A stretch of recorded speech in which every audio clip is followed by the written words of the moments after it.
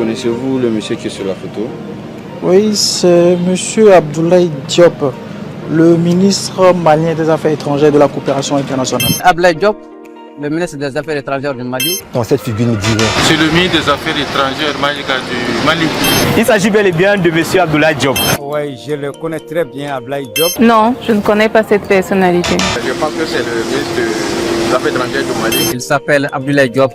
Actuellement, il est ministre des Affaires étrangères, la coopération internationale du Mali. Non, je ne connais pas. Abdoulaye Diop, ministre des Affaires étrangères du Mali. C'est le ministre des Maliens, des Affaires étrangères. Non, je le connais. C'est M. Abdoulaye Diop, le ministre des Affaires étrangères et de la coopération internationale. Je connais Abdoulaye Diop depuis le temps de Dibeka. C'est un homme de 60 ans, diplomate de carrière. C'est un diplomate chevronné. C'est un homme intègre. Ce qui est remarquable chez lui, c'est que dès sa naissance, il était déjà promis à être un homme ouvert au monde. Malien né au Congo, formé en Algérie et en France. Il est un produit de l'ENA d'Alger. Vraiment, c'est un excellent ministre. Je le vois comme extraordinaire. Il est exceptionnel dans son poste. Il a été ministre des Affaires étrangères sous Ibrahim Boubacar Keïta et il est aujourd'hui ministre des Affaires étrangères sous la transition malienne actuellement. Cela démontre à suffisance qu'il a certaines compétences. Il a travaillé dans les institutions internationales où il a notamment été directeur du programme alimentaire mondial pour l'Afrique. Lorsqu'il est aussi allé au programme alimentaire mondial, je pense, si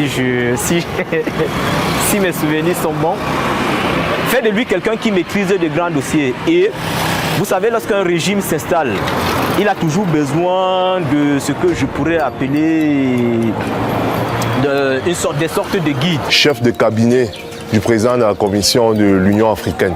Et il a été ministre des Affaires étrangères du président Ibrahim Boubacar Keïta. Et il est revenu comme ministre des Affaires étrangères du Mali en 2021. Il a vraiment marqué l'histoire de notre pays ces dernières années à l'échelle continentale. J'ai vu en lui des racines africaines. Des racines africaines, une tête africaine, une volonté africaine, un combat africain. Dans un cadre de mondialisation où l'Afrique est en perdition. Vraiment, la diplomatie malienne ces dernières années, vraiment, ça a vraiment rehaussé le niveau. C'est un habile négociateur. Ouais.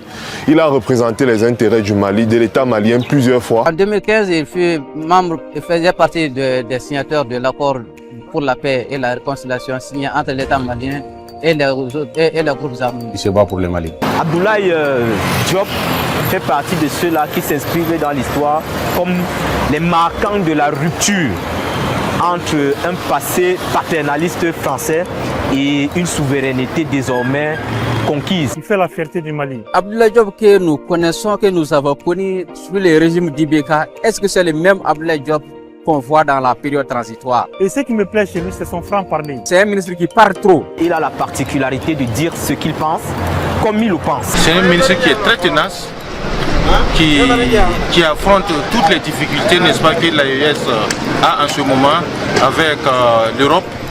Et il, droit dans ses bottes, dit ce qu'il pense, puis il a la tête sur les épaules. Ça dit ce que les autres ont peur de parler ou hésitent de dire, c'est ce que lui, il est capable d'aller dire partout dans le monde, partout dans le monde entier.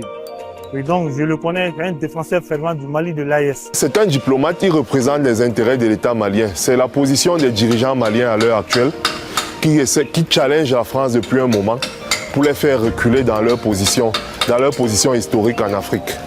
Et il est vraiment leur porte-voix, il le fait vraiment comme un vrai Sherpa. Il maîtrise un peu les rapports que l'Afrique a eus et les rapports qu'elle a entretenus avec l'Occident particulièrement et beaucoup plus avec la France. Ce que j'ai le plus aimé, il a réitéré l'engagement de l'AES pour le développement de leur territoire en affirmant, je cite, « Avec ou sans vous, nous allons avancer. Si les Européens ne sont pas là, les Chinois seront là, les Russes seront là, les Australiens seront là. Aujourd'hui, nous ne sommes mariés à personne. » Fin de citation. Son discours aux Nations Unies où il a défendu l'intégrité territoriale malienne. Je le connais surtout comme un ouvrier de l'intégration africaine. comme un diplomate au service de son pays. C'est quelqu'un qui a ses racines et ses pieds ancrés sur le territoire africain. Et en cela, ses prises de position ne sont que naturelles.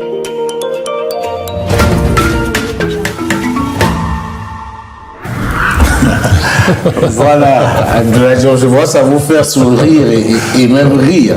Alors, ça, ce sont des Africains, des gens qu'on a pris comme ça, au pif, dans la rue, au Burkina Faso, au Cameroun, au Togo, et si je ne m'abuse, il y a un autre pays. Alors, qu'est-ce que cela vous inspire, ce que vous venez de suivre?